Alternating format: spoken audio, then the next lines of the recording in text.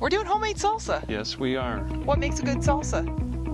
All fresh ingredients. You have to have fresh. We're going to do it in this. We are? Yes. What is this thing?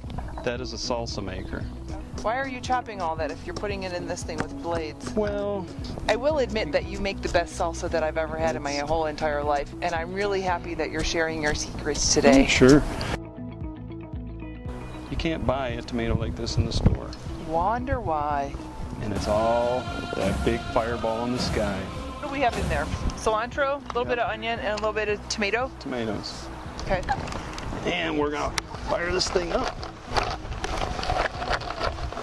Because we don't have electricity. Do you want to hear a fly joke my wife tells everybody? Yes.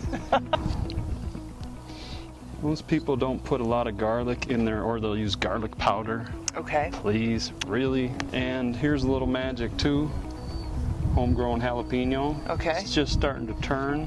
I left it on the vine a little longer. Give it a little more heat. A little heat is good. And this I also like to mince. I guess I'm old school. No. You put lemon in? There's your secret. Are you kidding me? I like to use lemon because, you know, I like to can stuff. We never have leftover salsa. Ooh, that's a lot of salt. Oh. That much?